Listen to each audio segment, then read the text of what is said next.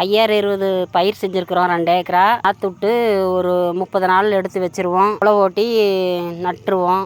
5020னா உடம்புக்கு நல்லது, சுகர் வராது, ப்ரெஷர் வராது, சாப்பாட்டுக்கு நல்லது. மருந்து அடிக்க மாட்டோம், நம்ம தேவையானவங்களுக்கு கொடுப்போம். அதில் லாபம் அதிகமாக எதிர்பார்க்குறதோட உடம்புக்கு எல்லாத்துக்கும் நல்லது. நாங்கள் மருந்து அடிக்க மாட்டோம், அதில் கிடைக்கிறத வச்சு இது பண்ணிக்குவோம். 2 நாள் 3 நாளைக்கு ஒரு தடவை தண்ணி கட்டிகிட்டு இருப்போம். மகசூல் அதிகமாக கிடைக்கிறதோட உடம்புக்கு நல்லது, ஆரோக்கியம். சுகர் ப்ரெஷர் இதெல்லாம் வராது. இந்த 5020 சாப்பிட்டா உடம்புக்கு ரொம்ப நல்லது. பொன்னிக்கும் 5020க்கும் என்ன வித்தியாசம் இருக்குது? பொன்னிக்கு நிறைய மருந்து அடிக்கணும், ரொம்ப சன்னமாக இருக்கிறதுனால அது சாப்பிட்றதுக்கு நல்லாயிருக்கும், ஆனால் உடம்புக்கு சரி இருக்காது. ஆனால் 5020ங்கிறது சாப்பிட்ற உடம்புக்கு ரொம்ப நல்லது. இப்போ இந்த இது ஒரு அரிசியாக மாற்றுறதுக்கு எத்தனை விவசாயிகள் வந்து வேலை செய்வாங்க? நாற்று நடுறதுலேருந்து நாற்று நடுறது ஒரு 20 பேர் விடுவோம். வயல் வேலை செய்கிறது ஒரு 5 பேர் வேலை செய்வோம். நம்ம தண்ணி கட்டுறது நாங்களே செஞ்சுக்குவோம். அப்புறம் டேட்ரு ஓட்டுவாங்க.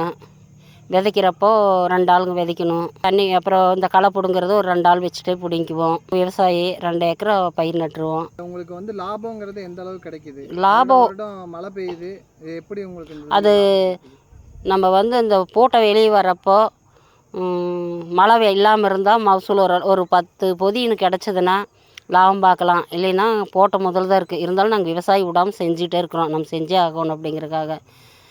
10 தமிழக அரசு வந்து உங்களுக்கு பயிர் இழப்பீடு எதனா ஆச்சுன்னா அதுக்கு தொகையும் கொடுக்குறாங்க. இந்த மாதிரி போய் பார்த்ததில்ல. நட்டமாவது லாபமானு அதை பற்றி எங்களுக்கு தெரியல. இன்னும் நாங்கள் போய் பார்க்குறதில்ல. லாபமோ நஷ்டமோ அப்படியே விவசாயம் பண்ணிகிட்டே இருக்கிறோம். உங்கள்கிட்ட அரிசி வேணுனாலும் வாங்கிக்கலாமா? உங்களை தொடர்பு பண்ணி நெல் வேணால் நாங்கள் கொடுப்போம். அரிசி வேணுனாலும் ஏதாவது பண்ணி கொடுக்கணுன்னா கொடுக்கலாம். நாங்கள் நெல் அப்படியே கொடுத்துருவோம். சரி, என்ன இது போட்டிருக்கிறீங்க? கத்திரி நாற்று நட்டுருக்குறோம். அதை விதை விட்டு 40 நாள் ஆகி எடுத்து நட்டு அப்புறம் ஒரு 90 நாளில் பூ பிஞ்சு வந்து காய் வந்துடும். அப்புறம் வாரத்தில் 2 தண்ணி, ஒரு 4 நாளைக்கு ஒரு தடவை தண்ணி கட்டணும். களை வெட்டி அதுக்கு உரம் உப்பு கொஞ்சம் வைக்கணும் லேசாக. அது ஏதாவது பூச்சிலாம் உழுவுந்தால் லேசாக மருந்து அடிக்கலாம். இல்லைன்னா அப்படியே இயற்கையாக அப்படியே காய்கறி அப்படியே வளர்த்திக்கலாம். ஏதாவது உழுவுற மாதிரி இருந்தால் போடலாம். இது இயற்கை, நம்மளே நாட்டு செடி நம்மளே வளர்த்தி நம்மளுக்கு யூஸ் ஆகும். நமக்கு போக மீதியை விற்பனை ஏதாவது பண்ணிக்கலாம், நம்மளுக்கு தேவைப்படுறத வச்சுட்டு. இது ஹைப்ரிடுக்கும் நாட்டுக்காய்க்கும் என்ன வித்தியாசம் இருக்குதுங்க? ஹைப்ரிட்டுங்கிறது வந்து கொஞ்ச நாள் போயிடும். இது நல்லா இருக்கும் நாட்டுக்காய். இப்போ நீங்கள் இது கத்திரிக்காய் இது போட்டுக்கிறது எவ்வளோ ஸ்கொயர் ஃபீட்டுக்கு போட்டிருக்கிறீங்க? ஒரு அரை வயல் போட்டிருக்குறோம். இதில் உங்களுக்கு ஈல்டுங்கிறது எவ்வளோ கிடைக்கிது இந்த கத்திரிக்காய் இதில்? இப்போ தான் பிஞ்சு வந்திருக்குது. அது இன்னும் கொஞ்ச நாள் போனதை எவ்வளோன்னு வரும்னு தெரியும். இப்போ மழை இதனால் கொஞ்சம் இதாகிட்டுருக்கு. இனிமேல் நல்லா வெயில் காய்ச்சா ஓரளவுக்கு நம்ம வீட்டு செலவுக்கு போக நமக்கு தகுந்தது ஏதாவது கிடைக்கும்.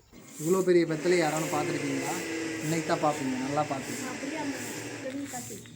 வெத்தலை கொடி ஃபுல்லாகவே இங்கே இருக்கிறது ஃபுல்லாகவே வெத்தலை கொடி. நான் தெரியுறேன்னா இது ஃபுல்லாமே பார்த்தீங்கன்னா வெத்தலை கொடி. இவ்வளோ பெரிய வெத்தலையை நீங்கள் வந்து தமிழ்நாட்டில் எங்கேயுமே பார்க்க முடியாது.